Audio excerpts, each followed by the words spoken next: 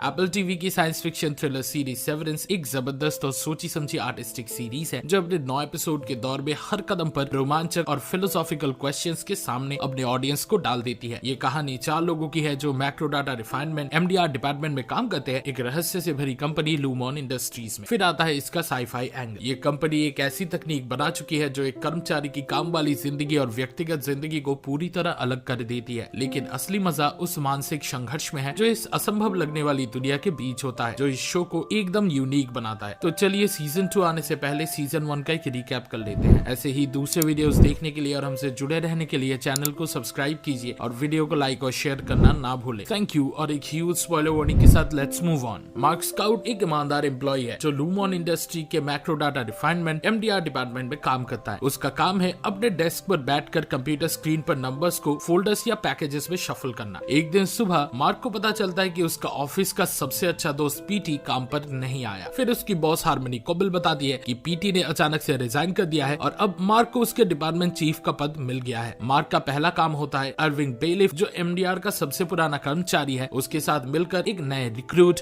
Heli का interview लेना और उसका स्वागत करना। लेकिन हेली अपनी अनजान हालत से डर गई है। उसे अपना नाम, माँ बाप या अपना कोई भी अतीत याद नहीं है। वो काम शुरू करते ही इस नौकरी को छोड़कर भाग जाना चाहती है, लेकिन जब दरवाजे के पास जाकर निकलने की कोशिश करती है तो उसे पता चलता है कि वो बार बार ऑफिस के हॉलवे में वापस चली आ रही है। अब ये रिवील होता है कि लूमॉन इंडस्ट्रीज अपने कार्यकर्ताओं के लिए एक प्रोग्राम चलाता है जिसे सेवरेंस कहा जाता है। इसमें एक चिप का इस्तेमाल होता है जो कर्मचारी के दिमाग में लगाई जाती है और उनकी व्यक्तिगत जिंदगी और काम वाली जिंदगी को अलग कर देती है। ये चिप एम्प्लॉइज की चेतना को 2 हिस्सों में बांट देती है, एक ऑफिस के अंदर के लिए और दूसरा बाहर के लिए। ये दोनों चेतना एक दूसरे की यादों से पूरी तरह अनजान होती है। जब मार्क सुबह ऑफिस जाता है और अपने डिपार्टमेंट के लिए एलिवेटर से नीचे जाता है, उसकी काम वाली चेतना जो कंपनी के प्रोटोकॉल के अनुसार मार्केस कहलाती है जाग जाती है और काम शुरू कर देती है बिना ये जाने कि बाहर वाला मार्क कौन है और कैसा फील कर रहा है। इसी तरह जब दिन के अंत में वो एलिवेटर से ऊपर जाता है तो उसके पास अपने काम के समय की कोई भी याद नहीं होती। हेली के इनिशिएशन प्रोग्राम के दौरान उसे और उसके साथियों को एक वीडियो दिखाया जाता है जिसमें उसकी बाहर वाली चेतना जो इनफॉर्मल तौर पर आउटी कहलाती है सभी कंपनी प्रोटोकॉल्स और नियम को अपनी मर्जी से स्वीकार करती है। काम के बाद मार्क अपने पुराने रूप में वापस आ जाता है और एक शांत और लगभग एक अकेला जिंदगी जीता है। वो अब भी अपनी पत्नी गेमा के निधन का शोक मना रहा है। लूमॉन की नौकरी लेने और सेवरेंस का प्रोसेस अपनाने का उसका फैसला इसी वजह से था कि वो दिन के एटलीस्ट कुछ घंटे अपने दुख भूलकर काम कर सके और चाहता है कि उसकी आउटी पर उसके अपने इमोशंस का बोझ ना पड़े। उसकी प्रेग्नेंट बहन डेवन उसे उसके घर से उठाकर अपने पार्टी पर ले जाती है। उस रात पार्टी के दौरान मार्क एक सूट पहने आदमी को अपनी बहन के घर के बाहर खिड़की से झांकते हुए देखता है। अगले दिन वही आदमी फिर दिखाई देता है, इस बार एक डाइनर में मार्क के पास आकर बात करता है। वो अपना परिचय पीटी के रूप में देता है जो मार्क का बेस्ट फ्रेंड था जो कुछ ही दिन पहले लूमॉन इंडस्ट्रीज की नौकरी छोड़ चुका है, लेकिन मार्क को इसकी बिल्कुल याद नहीं होती। पीटी मार्क को बताता है कि उसने रीइंटीग्रेशन प्रोसेस कर लिया है जिसमें उसकी काम और व्यक्तिगत चेतना एक बार फिर जोड़ दी गई है। साथ ही पीटी लूमॉन इंडस्ट्रीज में चल रही किसी भयानक साजिश के बारे में मार्क को चेतावनी देता है। मार्क इस सब को सुनकर खड़ा का खड़ा रह जाता है। लूमॉन का एक भी कर्मचारी जब अपनी नौकरी के काम वाली चेतना यानी इन्हीं में होता है तो उसकी सबसे पहली इंस्टिंक्ट होती है कि किसी तरह वहां से निकल भागे। इसका कारण ये है कि काम वाली चेतना को एक निराश कर देने वाली और बोरिंग काम की जिंदगी के अलावा किसी और चीज का पता ही नहीं होता। ऑफिस की बिल्डिंग भी काफी डरावनी है जहाँ के हॉलवे अजीब तरह से खाली, क्लॉस्ट्रोफोबिक और सफेद है, एकदम मिनिमलिस्ट डिजाइन के साथ। ना तो वहाँ कोई खिड़की है और ना ही कोई वेंट। MDR डिपार्टमेंट एक बड़ा सा हॉल रूम जैसा है जिसमें बीच में सिर्फ 4 क्यूबिकल्स है। हर क्यूबिकल के बीच में पार्टीशन है जो जरूरत पर खिसकाया जा सकता है। वहाँ काम करने वाले कार्यकर्ता अपने डेस्क, कंप्यूटर और चेयर तक ही सीमित है। कोई भी डिपार्टमेंट के पास किसी दूसरे डिपार्टमेंट से बात करने की अनुमति नहीं है या फिर कम से कम वहाँ ऐसा करना इनकरेज नहीं किया जाता। कर्मचारियों को तो ये तक नहीं पता होता कि ऑफिस में डिपार्टमेंट्स का एग्जैक्ट नंबर कितना है। इस डरावने माहौल का सबसे ज्यादा अजीब पहलू है कि कर्मचारियों को सेवरेंस पॉलिसी के कारण बाहर की दुनिया के बारे में कुछ याद नहीं होता। दिन के अंत में जब कोई कर्मचारी एलिवेटर में जाता है उसकी काम वाली चेतना एक तरह से बेहोश हो जाती है। फिर अगले दिन जब वो एलिवेटर में लौट कर आती है तो वही चेतना वापस जाग जाती है। बाहर की चेतना के लिए ये यादों की कमी इतनी बड़ी बात नहीं लगती क्योंकि आउटीज शुरू में अपने काम वाले रूप के बारे में जानना जरूरी नहीं समझते, लेकिन काम वाली चेतना के लिए ये एक बड़ी समस्या होती है क्योंकि उन्हें अपने बारे में कुछ भी पता नहीं होता और उन्हें अपने अस्तित्व को समझने की इच्छा होती है। हेली भी बाकी कर्मचारियों की तरह इस ऑफिस से भागने की कोशिश करती है, बल्कि वो तो और भी ज्यादा डिटरमाइंड है। लूमॉन के अपने शुरुआती दिनों में उसकी सारी कोशिश अपनी बाहर वाली चेतना को नौकरी छोड़ने के लिए मनाने में लग जाती है। पहले तो वो एलिवेटर के माध्यम से छुपकर नोट्स भेजने की कोशिश करती है, कभी पेपर पर लिखकर और कभी अपने स्किन पर। लेकिन एलिवेटर में ऐसी टेक्नोलॉजी लगी होती है जो किसी भी नोट को पकड़ लेती है और एलिवेटर को तुरंत रोक देती है। हेली को ऑफिस का परपेचुएटी विंग का टूर दिया जाता है और उसे ऑफिस की गॉसिप में शामिल किया जाता है ताकि वो उस एनवायरनमेंट में फिट हो सके। लेकिन वो इस दौरान भी भागने की कोशिश करती रहती है। इसके बाद उसे ब्रेक रूम के बारे में पता चलता है, जो ऑफिस का एक ऐसी जगह है जहां कर्मचारियों को सजा दी जाती है। ब्रेक रूम में कर्मचारियों से माफी के लाइन कई बार रिपीट करवाई जाती है। हेली काफी कुछ सहते हुए एडमिनिस्ट्रेशन को मजबूर करती है कि उसे रेजिग्नेशन अप्लाई करने दिया जाए, लेकिन उसकी बाहर वाली चेतना या आउटी इस एप्लीकेशन को तुरंत रिजेक्ट कर देती है और एक वीडियो मैसेज के माध्यम से हेली को ये भी बताती है कि वो उसे एक रियल इंसान तक नहीं मानती और वो सुसाइड करने की कोशिश करती है, लेकिन उसे अंतिम समय में बचा लिया जाता है। उसके बाद से हेली के पास अपनी नौकरी छोड़ने का कोई रास्ता नहीं बचता और उसे वही काम करते रहना पड़ता है। एमडीआर के सबसे पुराने एम्प्लॉय होने के नाते इरविंग हर नियम का पालन बड़े ध्यान से करता है। वो लूमॉन के संस्थापक कियर एगन और उनके उत्तराधिकारियों को काफी मानता है, जो अभी भी कॉर्पोरेशन को चलाते हैं। लेकिन इरविंग की एक अजीब बात यह है कि कभी कभी वो अपने डेस्क पर बैठे हुए अलग ही दुनिया में खो जाता है। उस वक्त वो देखता या सोचता है कि एक काला तिल जैसा लिक्विड छत से गिर रहा है या उसके साथियों के शरीर के अंदर से बाहर आ रहा है। ऐसे ही एक अनुभव के बाद उसे वेलनेस सेशन के लिए भेजा जाता है। ये सेशन एक मिस केसी नाम की औरत कंडक्ट करती है, जो प्रकृति के साउंड सुनाती है और कर्मचारियों को उनकी बाहर की असली जिंदगी के बारे में छोटी छोटी जानकारियां देती है। इसी सेशन के दौरान इरविंग की मुलाकात पहली बार बर्ट गुडमैन से होती है, जो ऑप्टिक्स और डिजाइन डिपार्टमेंट का हेड है। इरविंग और बर्ट का आर्ट और कल्चर में एक जैसी रुचि होने के कारण उनका रिश्ता धीरे धीरे रोमांटिक बन जाता है। लूमॉन के काम के और भी अजीब पहलू समझने को मिलते हैं जब उनका अच्छे काम के लिए दिए जाने वाले रिवॉर्ड्स समझ में आते हैं। ये रिवॉर्ड्स काफी छोटी और महत्वपूर्ण ना लगने वाली चीजें होती है, जैसे इरेजर, जबकि वो पेंसिल का उपयोग भी नहीं करते, फिंगर ट्रैप्स, कागज के टुकड़े जो उंगलियों पर पहने जाते हैं, कैरिकेचर पोर्ट्रेट्स और टर्म के अंत में एक waffle party. Data crunching team के चौथे सदस्य डिलन जी इन रिवॉर्ड्स में सबसे ज्यादा दिलचस्पी लेता है। लेकिन डिलन का एक और शौक है जो लूमॉन के नियम के विरुद्ध है, नॉन परमिटेड मटेरियल का स्टडी करना। डिलन एक सेल्फ हेल्प बुक के हाथ लगते ही जो उनके सुपरवाइजर मिल्चिक ऑफिस में छोड़ गए थे उसे पढ़ने लगता है, जबकि रेगुलेशन बुक्स के अलावा किसी भी लिटरेचर का पढ़ना यहाँ मना है। मार्क का बाहर वाला रूप जब पीटी से मुलाकात करता है और उससे लूमॉन के बारे में सुनता है, तब वो पीटी की बात पर विश्वास करने लगता है और उसे अपने घर के बेसमेंट में रहने की अनुमति देता है। पीटी को एक साइकोलॉजिकल बीमारी से जूझते देखा जाता है, जिसे वो अपने दोनों चेतनाओं के मिलने का परिणाम या रीइंटीग्रेशन सिकनेस कहता है। लेकिन ना तो मार्क और ना ही पीटी को ये पता होता है कि लूमॉन के सभी कर्मचारी सिवियर नहीं होते। सीनियर अधिकारी जैसे मिल्चिक और हार्मनी कोबल अपने दोनों पर्सनालिटीज को पूरी तरह इंटैक्ट रखते हैं। आश्चर्य की बात यह है कि हार्मनी कोबल मार्क के घर के बगल में एक विधवा पड़ोसन मिसेस सेल्विक के रूप में रहती है। मार्क को ये मालूम नहीं कि ये दोनों एक ही व्यक्ति है। सेल्विक लगातार मार्क की हरकतों और उसके घर पर नजर रखती है। एक दिन पीटी उसे देख लेता है और तुरंत घर से भाग जाता है उसके नजर में आने के डर से। पीटी अपनी बीमारी और लूमॉन के पकड़ में आने के डर के कारण जल्द ही मर जाता है। बाद में मार्क को पीटी का फोन उसके घर में मिलता है, जो एक अननोन नंबर के कॉल से बार बार बज रहा होता है। शुरू में उसे नजरअंदाज करने के बाद मार्क आखिरकार फोन उठाता है और एक अजनबी से मिलने जाता है। ये अजनबी एक महिला होती है जो अपने आप को रेगबी कहती है। रेगबी वो साइंटिस्ट है जो कभी सेवरेंस चिप्स बनाती थी, लेकिन अब रोग बन चुकी है और सभी कर्मचारियों को रीइंटीग्रेट करने की कोशिश कर रही है। ये वही महिला थी जिन्होंने पीटी की यादें वापस लाई थी और उसे सावधान रहने की सलाह दी थी, लेकिन पीटी इस सलाह पर अमल नहीं कर पाया। दूसरी तरफ लूमॉन की प्रशासनिक टीम पीटी की तलाश में लगी हुई थी और उसकी मौत के बाद उसका सेवरेंस चिप हासिल करने में सफल हुई। इस चिप पर स्कैन्स चलाकर उन्होंने रीइंटीग्रेशन प्रोग्राम का पता रेगबी तक लगाया और उसे ढूंढने की योजना बनाई। उसी रात जब मार्क साइंटिस्ट रेगबी से मिल रहा था, लूमॉन के सिक्योरिटी हेड डग ग्रीनर ने मार्क का पीछा करते हुए रेगबी का पता लगा लिया, लेकिन ग्रीनर रेगबी के होने का पता लगाने से पहले ही उसके हाथों मार दिया जाता है। रेगबी मार्क को डग का सिक्योरिटी कार्ड दे देती है, जो उसे लूमॉन के ऑफिस की ज्यादातर रूम्स में एक्सेस पाने में मदद करेगा। कुछ समय बाद डिलन का काम करने वाला रूप या वर्क सेल्फ अचानक अपने आप को ऑफिस के बाहर जगा हुआ पाता है। मिल्चिक उसे कार्ड के बारे में पूछताछ के लिए जगाता है, जो डिलन ने पहले ओडी डिपार्टमेंट से चुरा लिया था। डिलन इस बात से चौंक जाता है कि वो घर पर है और उसका काम करने वाला रूप उसके पर्सनल चेतना पर हावी है। उसे ये भी मालूम पड़ता है कि उसका एक छोटा बेटा है। मिल्चिक उसे समझाता है कि ये एक ओवरटाइम कॉन्टिंजेंसी का हिस्सा है, जो लूमॉन को अपने कर्मचारियों के वर्क सेल्फ्स को ऑफिस के बाहर जागृत करने की अनुमति देता है। डिलन के लिए ये अनुभव, खासकर अपने बेटे के साथ खुशी के पल, अगले दिन उसके लूमॉन के प्रति विश्वास को कमजोर कर देते हैं। वो अपने गुस्से को कंट्रोल नहीं कर पाता और मिल्चिक पर हमला भी कर देता है और इधर हेली तुरंत ये प्रोटोकॉल इस्तेमाल करने के लिए तैयार हो जाती है। थोड़ी देर बाद इरविंग को पता चलता है कि उसका फेवरेट बर्ड अब काम नहीं करेगा। इसका मतलब है कि उसका वर्क सेल्फ कभी भी बर्ड से नहीं मिल पाएगा। ये बात उसे तोड़ देती है और वो अपने को वर्कर्स की मदद करने का फैसला करता है। मार्क के पास डग ग्रेनर का सिक्योरिटी कार्ड होने के कारण एमडीआर के 4 सदस्य एक योजना बनाते हैं। इस योजना के तहत डिलन ओवरटाइम कॉन्टेंजेंसी ऑपरेट करने के लिए ऑफिस में रुकेगा, जबकि बाकी 3 अपने बाहर वाले रूप में जाकर अपनी असली जिंदगी के बारे में जानेंगे और अपने आप को काम पर वापस लौटने से रोकेंगे। योजना के अनुसार सब कुछ सही होता है और आखिरी एपिसोड एमडीआर के कैरेक्टर्स को उनकी असली जिंदगी दिखाता है। इरविंग अपने आप को एक अकेला इंसान पाता है जो अपने कुत्ते के साथ रहता है और लगातार एक काले अंधेरे कॉरिडोर की तस्वीरें बनाता है जिसके अंत में एक लिफ्ट है। उसे अपने यूएस नेवी के बैकग्राउंड का भी पता लगता है और फिर